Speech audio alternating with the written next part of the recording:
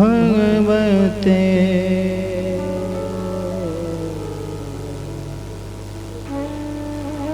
वासुदेवाय नमः। स्वस्ति श्री गणेशाय नमः। ओम नमो भगवते सिंहवाहिन्यै नमः।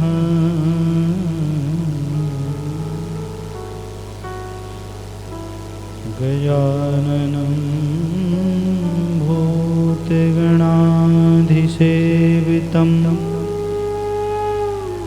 कपित्तजम्बूफलचारभक्षणम् उमासुतं शोकविनाशकारकम्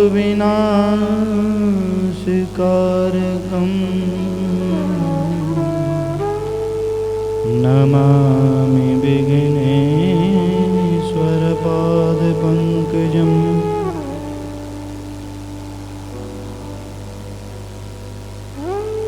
सर्वचैतन्यरूपां तामाद्यां विद्यां च रूपिणीं बुद्धिं ज्ञानः प्रचोदयात्।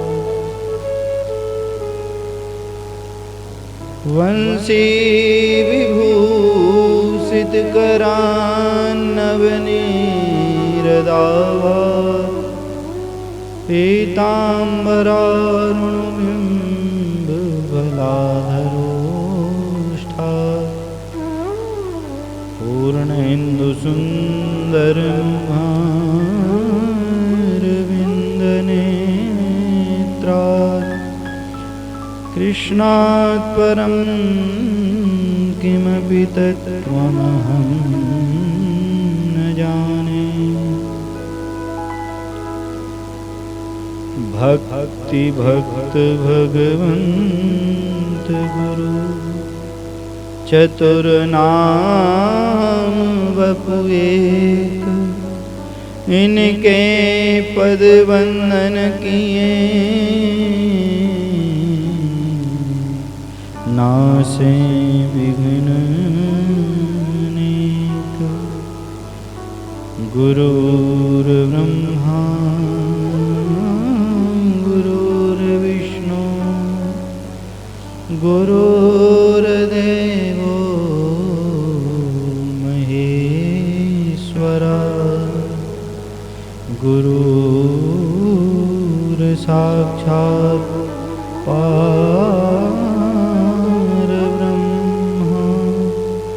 तस्मै श्री गुरुवे नमः। जय जय श्री राधारमण जय जय नवल किशोर। जय गोपी चित चोर प्रभु जय जय माखन चोर। सब द्वारन को छोड़ के आयो तेरे द्वार। हे वृषभानु की लाडली नेक मेरी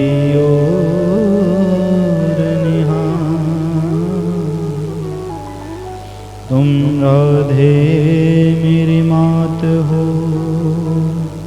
पिता मेरे घनश्याम। इन दोनों के चरणन में मेरा कोटि कोटि प्रणाम। मेरा कोटि कोटि प्रणाम। बोले वृंदावन बिहारी लाल की जय। श्री राधा रमण भगवान की जय।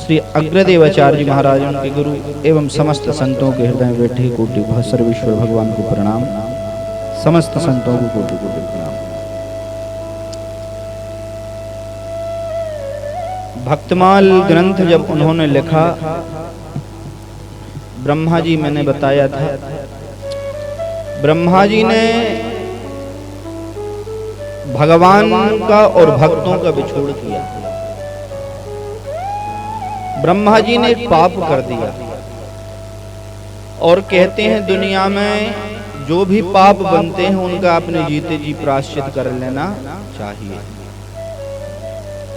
शास्त्र कहता है, शास्त्र की गति इतनी सूक्ष्म है कि आप जो भी पाप करते हो और यदि उसका प्रायश्चित नहीं करते हो तो कहते हैं वह पाप इतना सूक्ष्म होता है कि कहीं ना कहीं कई जन्म बाद आपको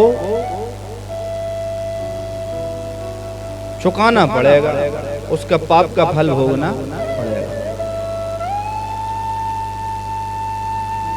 हमारे शरीर में भयंकर फोड़े होते हैं, इसका कोई कारण है। हमने कभी न कभी पूर्व जन्मों में किसी को जलाया है, हमको भयंकर बीमारियां उत्पन्न होती हैं, हमने कई जन्मों पहले किसी को सताया है। और कर्मन की गति न्यारी, उधो कर्मन की गति न्यारी। कर्म की गति इतनी सूक्ष्म है कि आपने जो कर्म किया है उसका फल आपको हमको भोगना पड़ेगा, एक जन्म में नहीं तो अनेक जन्मों में। शास्त्र कहते हैं और कहा जाता है, कोई अपना पैसा खा जाए तो खा जाने दो, कोई अपना पैसा खा जाए तो खा जाने दो। कारण यदि आपका पैसा किसी ने खा लिया, आपने 2-4 बार मांगा नहीं दिया, वो खा लिया तो खा जाने दो। कारण क्या है? बोले नहीं मांगो। बोले आपने अगले जन्म का रिजर्वेशन पक्का कर लिया कि ये तो पक्का हो गया कि अगले जन्म में गधा कुत्ता बन करके आपके गधा बन करके आपके घर में आएगा चुकाने के लिए, बैल बन करके चुकाने के लिए आएगा। आपका पैसा हमारा पैसा कोई ने खा लिया है तो ये बिल्कुल पक्का हो गया है, आपने अगले जन्म में सुनिश्चित कर लिया है कि कोई सेवादार हो नहीं हो, जिसने खाया वो आपके यहाँ सेवा करने जरूर आएगा। और जीवन में हमें याद रखना चाहिए कि अगले जन्म में, इस जन्म में नहीं दे पाते तो अगले जन्म में कर्ज चुकाने के लिए आना पड़ता है। इसलिए हम जीवन में किसी का पैसा ना खा पाए, क्योंकि हमारा दूसरा खा जाए कोई टेंशन नहीं है, वो तो चुकाने आएगा। पर हमने यदि किसी का खा लिया तो ये भी पक्का है कि हमें भी दूसरे यहाँ जाना पड़ेगा चुकाने के लिए। प्रारब्धम परिभुज्य कर्म सकलम प्रक्षीण कर्मांतरा। प्रारब्धों का भोग इतना सूक्ष्म है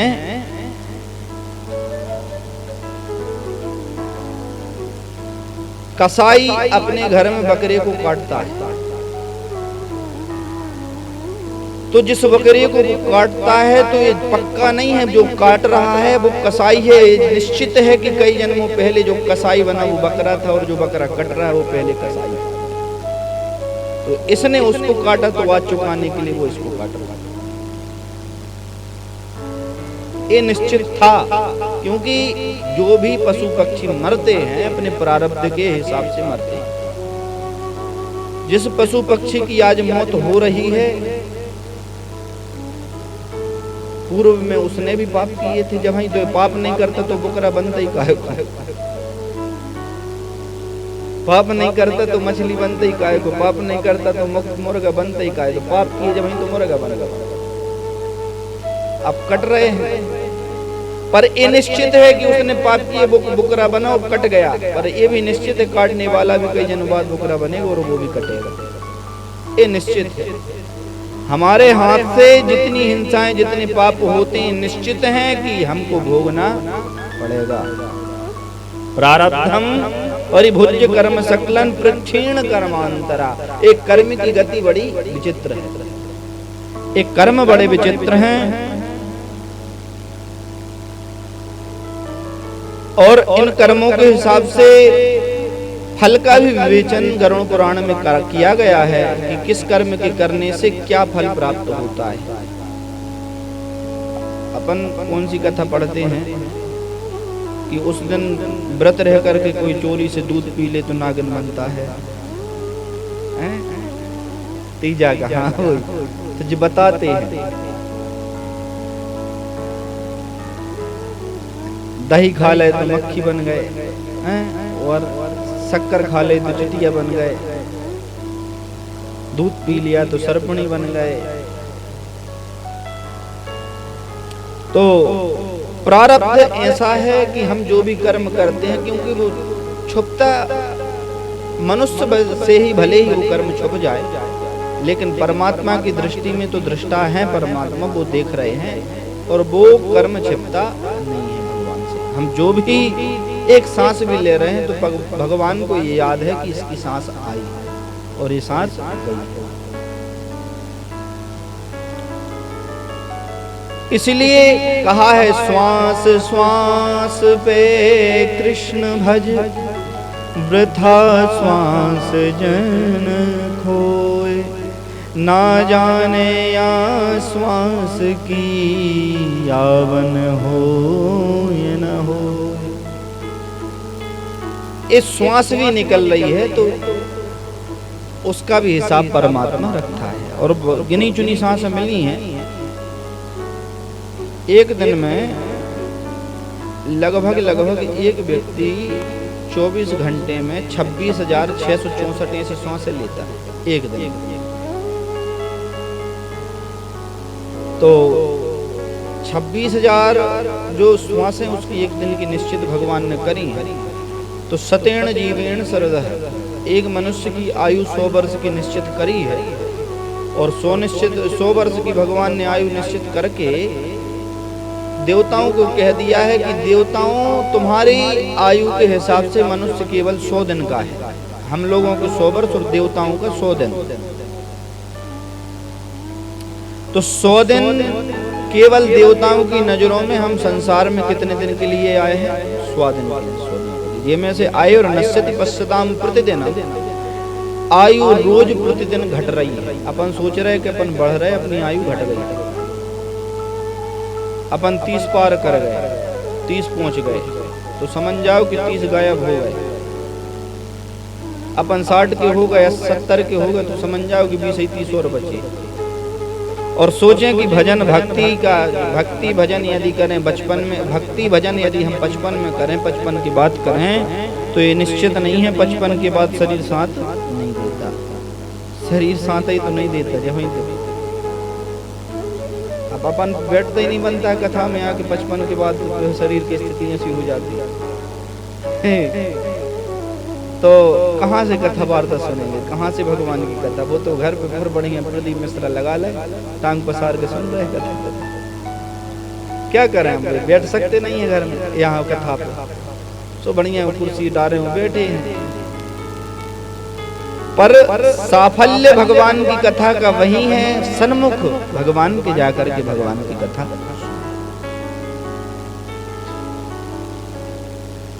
अब हर काम यदि टीवी पे होने लगे तो भगवान ही, तो फिर भगवान भी हार जाए। एक दादा थे, उनने दवाई दी अपनी नाती को, दी कि जा चिट्ठी ले जाओ दवाई की और जाओ वहां से दवाई ले आना। सोचने लिया, सो मोबाइल में फोटो उतार ली वो चिट्ठी की जिसमें दवाई की नाम लिखा था, फोटो उतार ले। कहीं हाँ अब ले आएंगे, कि कहीं चिट्ठी तो ले जाओ, कहते हमने फोटो उतार ली। तो दादा बोला पैसों की और फोटो उतार लो।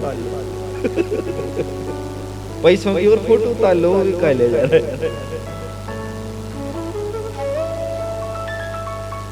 तो हर काम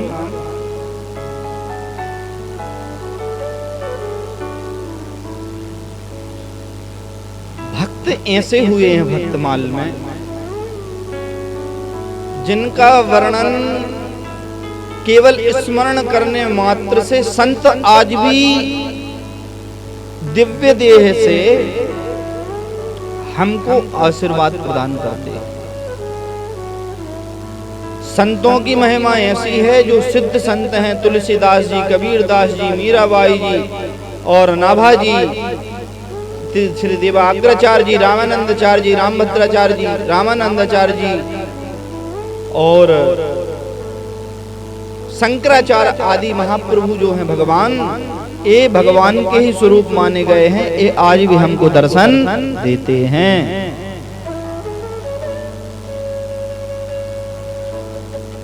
नाभाजी महाराज ने भक्तमाल की रचना कर दी और मरने के उनने अपने देह का त्याग किया 100 वर्षों बाद। श्री प्रियादास जी एक भक्त हैं, भगवान के परम प्यारे भक्त हैं प्रियादास जी महाराज। नाभाजी महाराज ने अपने भगवत धाम पधारने के 100 वर्षों बाद प्रियादास जी को स्वप्न में आकर के कहा कि मैंने जो भक्तमाल लिखी है उस पर टीका लिखो, उसका जन जन में विस्तार करो। 100 वर्षों बाद याद आया।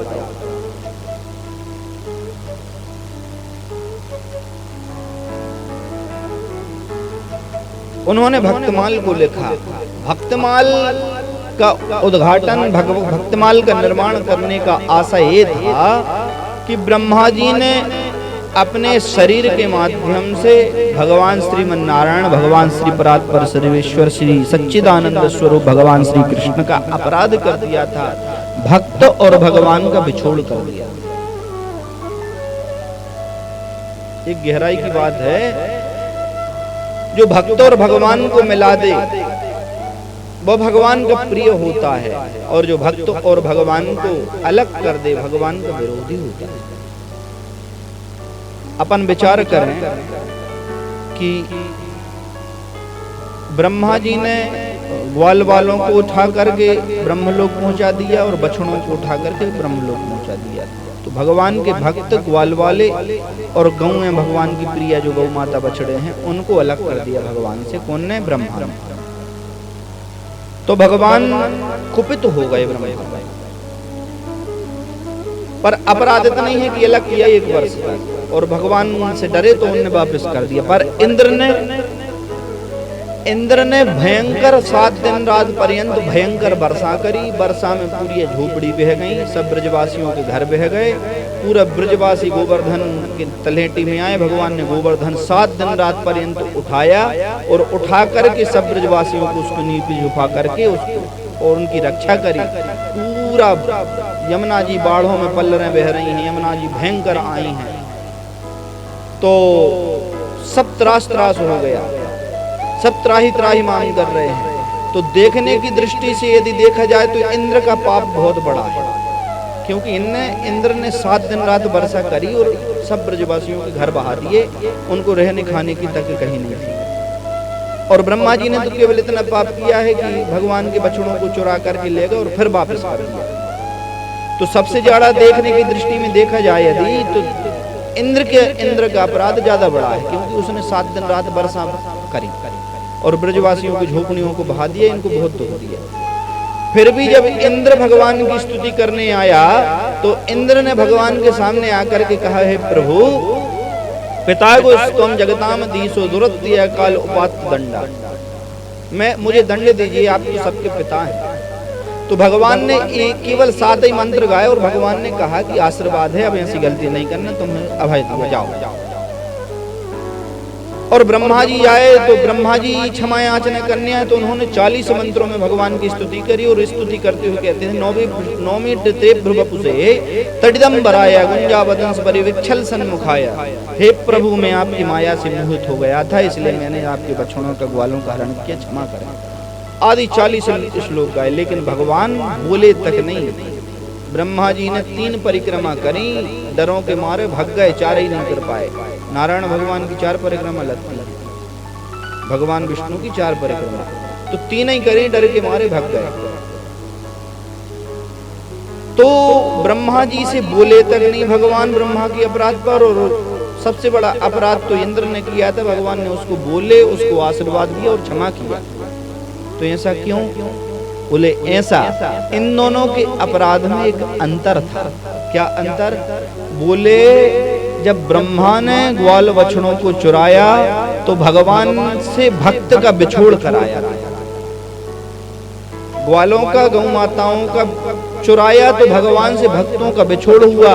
और इंद्र ने जल बरसाया तो बिछड़े हुए भक्त भगवान के पास 7 दिन रात पर्यंत खड़े रहे और भगवान को देखते रहे।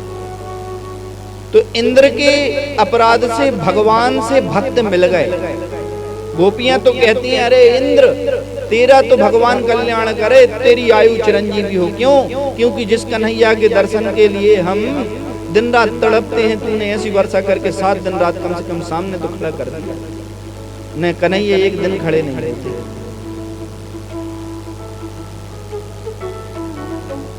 तो ब्रह्मा को अपराध लगा और ब्रह्मा फिर अपराध की प्रायश्चित करने के लिए, इसलिए कहते हैं हमसे कोई पाप बन जाए तो अपने जीते जी उसका प्रायश्चित कर लेना चाहिए। और भगवान के सामने प्रतिज्ञा करनी चाहिए कि हे प्रभु, अब जीवन में ऐसा पाप दोबारा ना बना। और देखो, जिसके शरीर से पाप होता है उसका फल वही भोगता है। एक चीज है, आपके घर में आपके किसी परिवार के द्वारा पाप हो गया है तो उसका फल वही भोगेगा।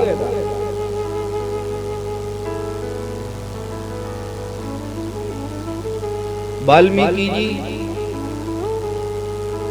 जब छोटे थे भयंकर डाकू थे, रत्नाकर इनका नाम था। क्या नाम था? रत्नाकर। और इतने भयंकर के डाकू थे कि इनका कोई नाम सुन ले तो घबरा जाए महाराज। रत्नाकर डाकू आ गया। जंगल में रहते इसकी पत्नी जे और बच्चे, 4-5 बच्चे सब जंगल में पड़े रहते और भयंकर जो भी आता लूट के ले जाते। और पत्नी अपने बच्चों का, पिताजी का सबका पालन पोषण उसी से करते। लुटेरे थे, डाकू थे भयंकर। वाल्मीकि ऋषि जो रत्नाकर उनका पूर्व का नाम है। तो एक दिन जंगल में नारद जी निकल रहे थे। नारद जी वहां से, भगवान की लीला है। तो रत्नाकर डाकू जंगल में था और नारद जी वीणा में भगवान का नाम लेते हुए जा रहे थे। तो कहते जंगल में नारद जी को देखा और देख करके तुरंत रत्नाकर अपने सैनिकों के साथ आया और भगवान नारद को घेर लिया। और ऐसी तलवार अड़ाली गर्दन पर रख दी। बोले तेरे पास लोटा सोटा जो कुछ हो निकार। नारद रे तू निकार सब, तेरी वीणा दे, बेचूंगा। ये सोने की वीणा है, क्योंकि देवदत्ता में वहां वीणा, देवताओं द्वारा दी हुई वीणा, सोने की वीणा, आभूषण लगे उसमें, सब दे, पूरा दे। नारद जी ने वीणा दे दी, मालाएं उतार कर दे दी। नारद जी तो रुद्राक्ष आदि की माला धारण करते, दे दे। तलवार लगा करके वह रत्नाकर बोला, हे संत, तुझे मुझसे भय नहीं है? तो रत्नाकर ने जब ये कहा कि ए साधु, तुझे मुझसे भय नहीं है, तूने सब दे दिया और मैं सामने खड़ा हूं, मेरा नाम सुनकर भी लोग कांप जाते हैं, तो तू हंस रहा है? बोले देखो, नारद जी बोले, मनुष्य को कभी किसी से भय नहीं रखना चाहिए। भय उसी व्यक्ति को होता है जो व्यक्ति अपराध करता है। नारद क्या कहते हैं कि हे रत्नाकर, भय उसी व्यक्ति को होता है जो व्यक्ति अपराध करता है। जो अपराध नहीं करता है, जो सच्चा व्यक्ति, उसे कहीं चला जाए उसे कभी किसी प्रकार का भय रहता ही नहीं। पर अपराधी है तो उसे भय जरूर है। बोले मुझे भय नहीं है। तो रत्नाकर से पूछा, तुम्हें भय है? तो रत्नाकर बोला, मुझे काय का भय रहेगा? बोले तुम्हें भय है। यदि तुमको भय नहीं होता, डाकू बने हो, तुमको भय नहीं होता तो तुम शहर में रहते, जंगल में नहीं रहते छिपकर। नारद जी कह रहे हैं। अच्छा, बोले तुम जो धन चुराते हो, नारद जी ने कहा, ये धन चुराते हो, इससे क्या करते हो? बोले मैं अपने परिवार का पालन पोषण करता हूं इससे। तो नारद जी ने कहा, क्या परिवार का पालन पोषण जब तुम करते हो तो तुम्हारे द्वारा यह संचित पाप, क्या इन पापों को भी वो ले लेंगे? जब धन को लेते हैं परिवार वाले, खाते हैं, ग्रहण करते हैं, तुम्हारे सब संपत्ति पर परिवार वालों का अधिकार है। तो सच सच बताओ रत्नाकर, नारद जी कह रहे हैं, क्या तुम जो पाप करते हो इस पाप का फल भी भोगेंगे? तो वो सोच में पड़ गया रत्नाकर। बोले ये तो मैंने अभी पूछा ही नहीं परिवार से। नारद जी ने कहा कि जब तुम्हारी संपत्ति पर आधा अधिकार उनका हो जाता है, सुख दुख का अधिकार उनका हो जाता है, तो तुम्हारे पाप में पाप का भागी भोगी होंगे कि नहीं? तुम्हें जब पाप का दंड मिलेगा कि उस दंड को भोगने के लिए तुम्हारे परिवार वाले आएंगे कि नहीं? बोले मैं रुक जाओ, पूछ के आता हूं परिवार से।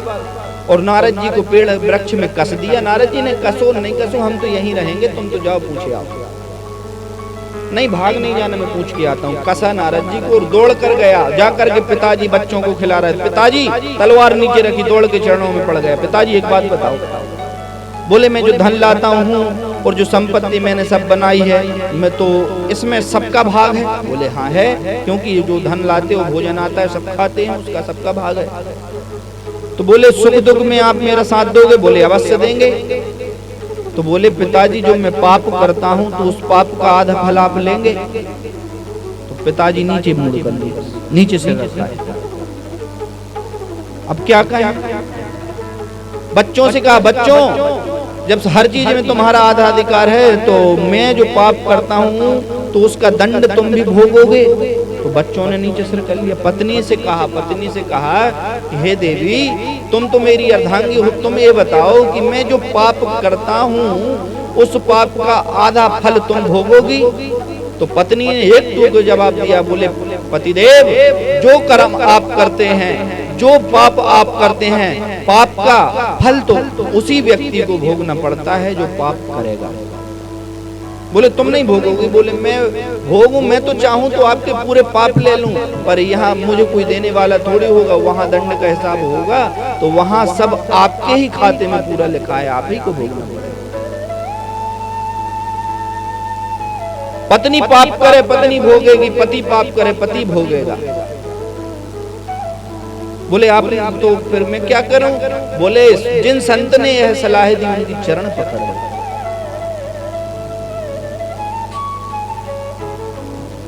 निराश नीचा सिर किए हुए दौड़ करके आए और संत नारद के चरणों में लेट गए और कहा कि हे संत, आपने मेरे आंखें खोल दी। क्यों?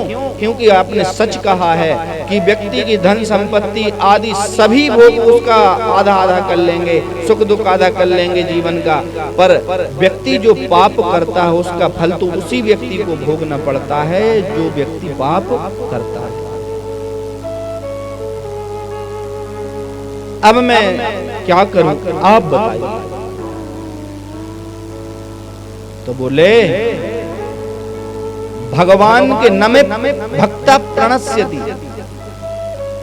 भगवान के सामने कोई कितना भी बड़ा पाप क्यों ना कर ले, कितना भी बड़ा पापी क्यों ना हो, संत नारद कह रहे हैं,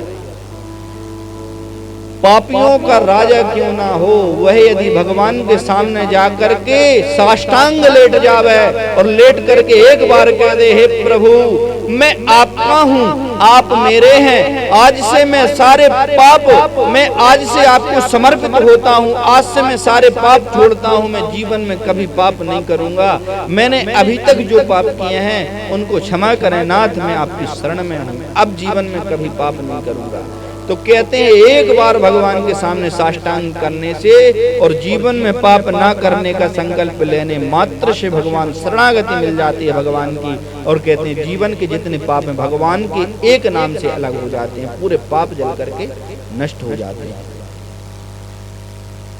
इसलिए वाल्मीकि जी ने भगवान के रघुनाथ के सामने, भगवान श्री रामचंद्र जी के सामने साष्टांग प्रणाम किया, भगवान ने सारे पापों से उनको मुक्त किया। वो कहते हैं उल्टा नाम जपत जग जानी, उल्टा नाम जगत जपत जग जाना, वाल्मीकि भय ब्रह्म समान। वही रत्नाकर जब भगवान की साष्टांगति करते हैं, भगवान के चरणों में निवेदन करते हैं, आत्मसमर्पण करते हैं, तो वही जो उल्टा मरा मरा कह रहे थे वही राम राम कहते हुए वाल्मीकि भय ब्रह्म समाना, ब्रह्म समान वह वाल्मीकि हो जाते हैं जिन्होंने पहली बार श्रीमद् वाल्मीकि रामायण की रचना करी। प्रेम से बोलना पड़ेगा।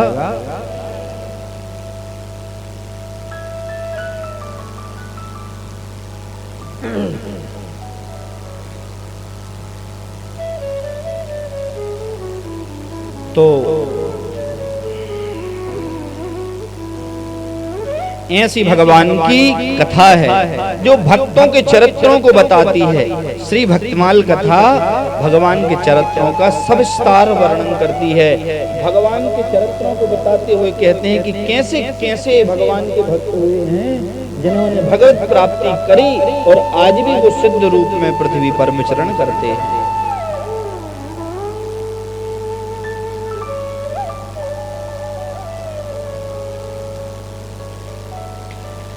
जब वह माला भक्तों की श्री